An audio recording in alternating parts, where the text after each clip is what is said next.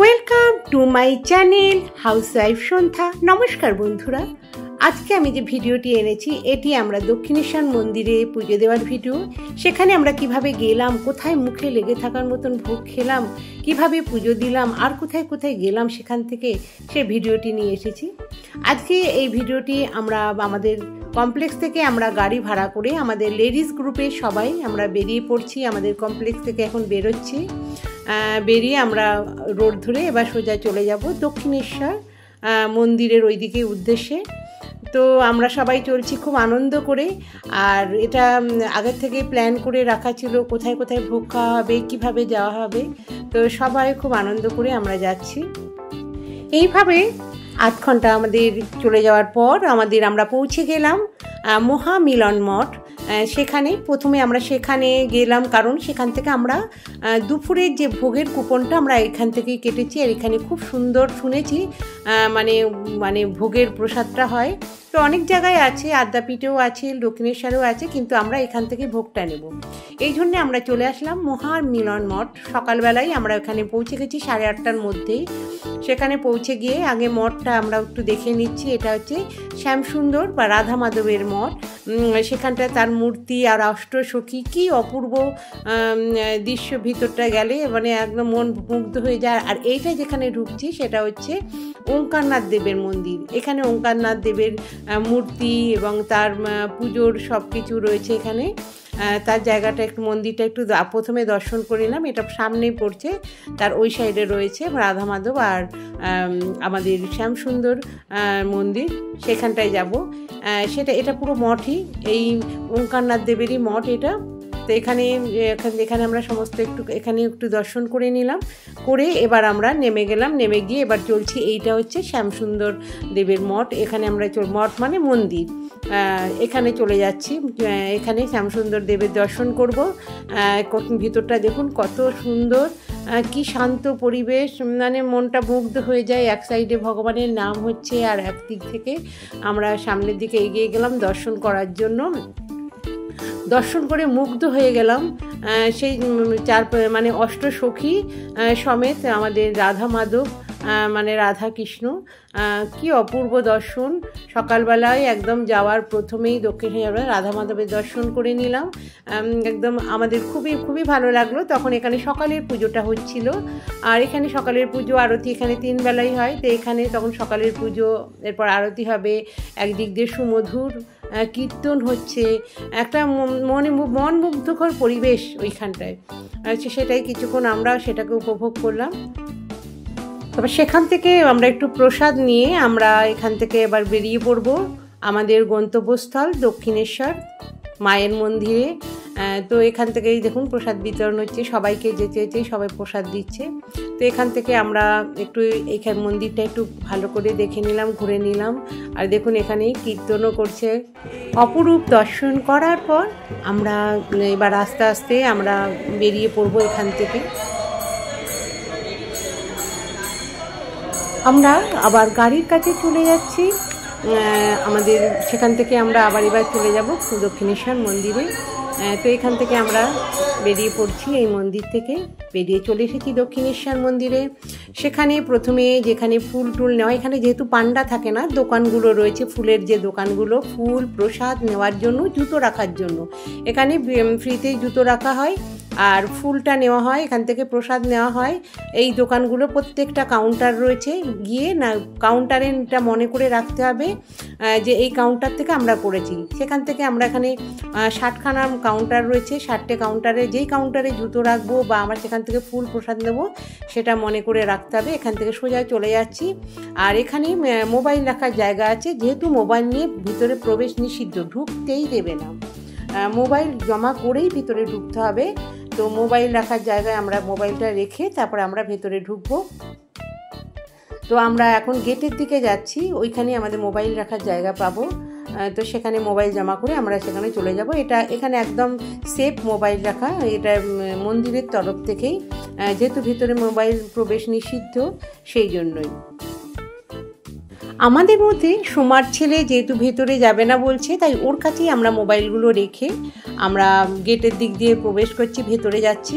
এবার ভেতরেও অনেকটা কিছুটা লাইন আছে, সেই লাইন ক্রস করে আমরা পৌঁছে যাবে। এগুলো সব লাইনের গেট, প্রত্যেকটা গেট এগুলো যখন খুব ভিড় হয় প্রত্যেকটা গেটের আলাদা আলাদা লাইন থাকে।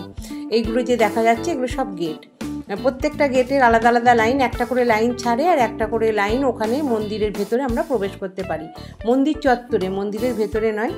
এবার যেহেতু আর কোনো আমাদের কাছে ফোন ছিল না, আমরা পুজো দিয়ে বেরিয়ে আসলাম। এসে তারপরে এখানে আমরা গঙ্গার পাড়ে চলে আসলাম। ভেতরে কোনো ফটো তোলা হয়নি, কারণ ওখানে আমাদের মোবাইলে আমাদের ওখানে প্রবেশ নিষিদ্ধ ছিল। তো পুজো দেওয়া আমাদের সারা, আমরা গঙ্গার ঘাটে এসে গেছি, দক্ষিণেশ্বর গঙ্গার ঘাট। এই যে সোজা গেটটা দেখছেন, এই যে সোজা ফটকটা, এই ফটকের সোজাসুজি হচ্ছে আমাদের মায়ের মন্দির। এই ফটকটা বন্ধ করে দেওয়া রয়েছে, এই দরজাটা ওই পারে, মানে দরজা দিয়ে ঢুকলে মায়ের মন্দিরে সোজাসুজি হচ্ছে গঙ্গার পাড়। এই যে দক্ষিণেশ্বর গঙ্গার পাড়, ওইটা হচ্ছে বালি ব্রিজ, দূর থেকে দেখা যাচ্ছে, যেটা এই পার থেকে ওপারে যাওয়া যায়। তো ওখানে বেলুড় মঠ যায়, এইখানে যে ফেরিঘাট রয়েছে, ফেরিঘাট থেকে বেলুড় মঠ যাওয়া যায়। এখানে যারা দক্ষিণেশ্বর আসে তারা বেলুড় মঠও ঘুরে যায়। তা আমরা এখানে কিছুক্ষণ বসে নিলাম, বসে একটু গঙ্গার হাওয়া বা গঙ্গার এখানে একটু দৃশ্য এগুলো একটু উপভোগ করে আমরা এবার এখান থেকে আমরা বেরিয়ে পড়ছি। বেরিয়ে যাওয়ার আগে আমরা এখান থেকে কিছু ভিডিও শ্যুট করে নিলাম। এখানেও যেহেতু আমি এটা ব্লগ করব, তাই এখানে ভিডিও করে নিলাম। তো এই জায়গাটিকে আমরা সবাই টাটা বাই জানিয়ে আমরা এবার চলে যাব ওইদিকে। তো এখানের কিছুটা এখানে দৃশ্য আপনাদের দেখালাম। আর এখানে দেখছেন যে মন্দিরগুলো দেখাচ্ছে, এই মন্দিরগুলো হলো এখানে মায়ের পুজো করে। এটা বাইরে থেকে দেখানো, যেহেতু ভেতরে তো নিতে পারিনি ফোন, তো বাইরে থেকে মায়ের মন্দিরটা যখন পুজো দেওয়া হয়ে যাবে, মাকে দর্শন করার পর এই শিবের মন্দিরগুলো, এখানে 12টা মন্দির আছে শিবের 12 নামের, সেইটাকে আমরা প্রদক্ষিণ করলাম, করে তারপরে আমরা এই গঙ্গার ধারে এসেছিলাম। সেটা আমি আপনাদের বাইরে থেকে দেখিয়ে দিলাম। এবার আমরা ফিরে যাচ্ছি এই রাস্তাটা ধরেই, এইখান দিয়ে ফিরে যাওয়ার পথ। আর এখানে ঢুকলেই বোঝা যাবে যে অত সুন্দর পরিবেশ। তেমনি এখানে ভিড়ও হয় রবিবার, শনি মঙ্গলবার বেশি ভিড় হওয়ার কথা, কিন্তু রবিবারও প্রচুর ভিড় ছিল। এটা হচ্ছে একদম ফ্রন্টের দিক, মন্দিরের সামনের দিকটা হচ্ছে এইটা, এইখান দিয়েই লাইন দিয়ে মানে ভিতরে প্রবেশ পথ আর কি।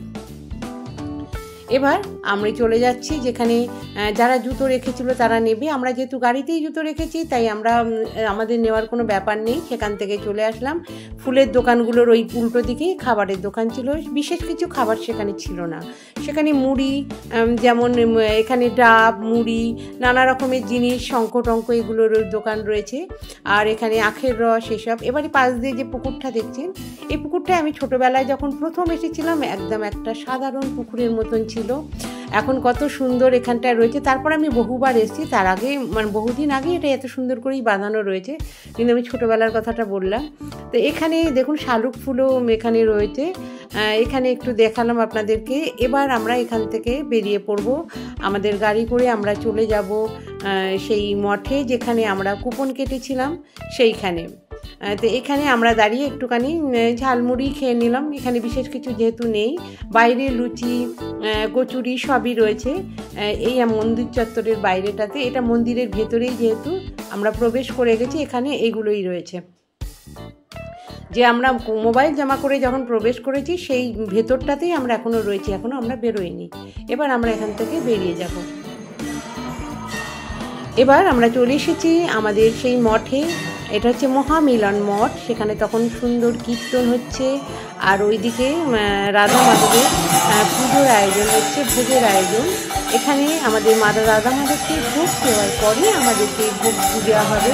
আমরা সেই প্রসাদটাই এখানে রয়েছে, ভোগের প্রসাদ।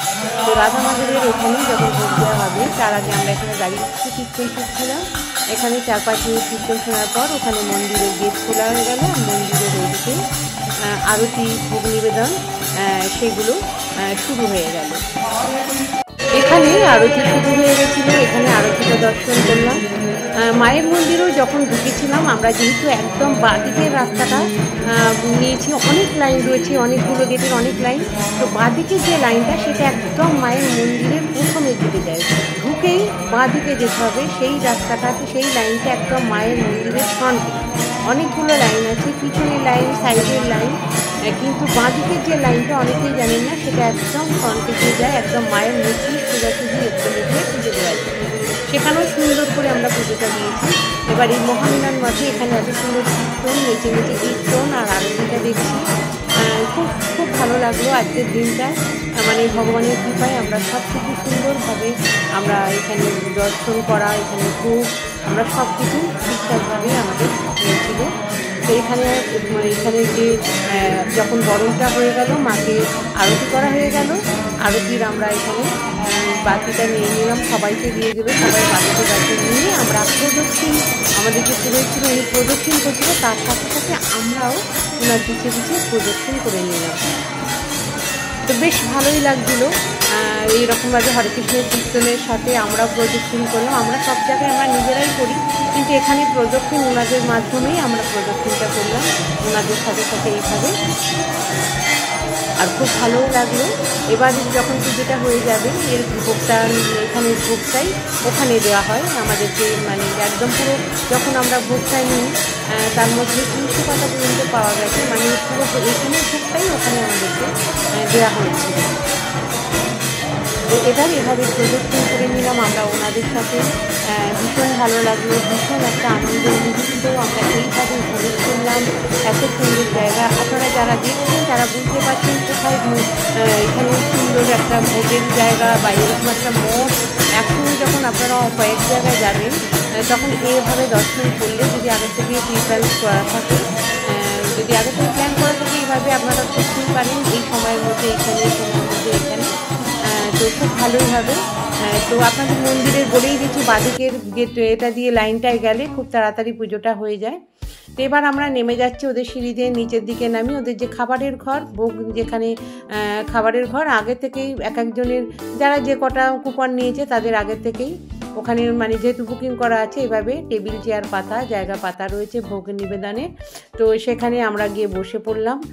তো আমাদের পরেও আরও অনেক লোক ছিল, আমরা এইভাবে এখানে ঢুকছি। তো এখানেও কিছুটা আমি ভিডিও করে নিলাম সবাইকে দেখানোর জন্য, কত পরিষ্কারভাবে এখানে ভোগ দেওয়া রয়েছে। যারা বসতে পারেন না নিচে, তাদের জন্য এরকম উপরে বসে খাওয়ারও ব্যবস্থা রয়েছে। তো আমরা অনেক জায়গাতেই খেয়েছি, এখানের ভোগটা সত্যি মুখে লেগে থাকার মতনই হয়েছে। তো এখানে অনেক রকমের ভোগ এখানে দিয়েছিল। প্রথমে একদম ভগবানকে নিবেদন করা পোলাও, তারপরে ভাত, তারপরে শুক্তো, ডাল, আলু পোস্ত, বাঁধাকপি, তারপরে পায়েস, চাটনি, সব কিছু ছিল এখানে এই ভোগের মধ্যে। একটা মানে অপূর্ব ভোগ আমরা এখানে পেয়েছিলাম।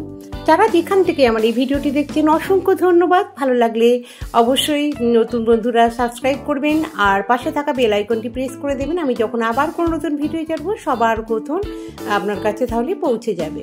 এবার আমরা এখান থেকে ভোগ নিবেদন খেয়ে আমরা চলে এসেছিলাম আদ্যাপীঠে। এই যে আদ্যাপীঠে চাতালে আমরা এখানে সবাই বসেও আছি, আর এইদিকে তার উল্টো দিকে ঠিক মন্দিরে, মায়ের মন্দির, তখনও মায়ের মন্দিরে দরজা বন্ধ ছিল। তখন মায়ের মন্দিরের দরজা 6টার সময় যেহেতু খুলবে, সেহেতু তখন বন্ধ ছিল। আমরা 5টার মধ্যেই সেখানে পৌঁছে গেছিলাম, তখন 4:30 বাজে প্রায়। তো সেখান থেকে আমরা মায়ের মন্দিরের ভোগও পেয়েছিলাম। তার কিছুক্ষণ আগে এখানে পুজো দেওয়া হয়েছিল, ভোগ হয়েছিল দুপুরে, সেই ভোগের প্রসাদ দেওয়া হচ্ছিল। সেই প্রসাদটাও আমরা সেখান থেকে পেয়েছিলাম, একদম মায়ের ভোগের প্রসাদটা। এবার আমরা ফিরে চলে যাচ্ছি, আমরা ঘরের দিকে উদ্দেশ্যে রওনা হয়েছি, গাড়িতে বসে পড়েছি। আজকের মতো এখানে আবার আসবো নতুন কোনো ভিডিও নিয়ে আপনাদের সামনে।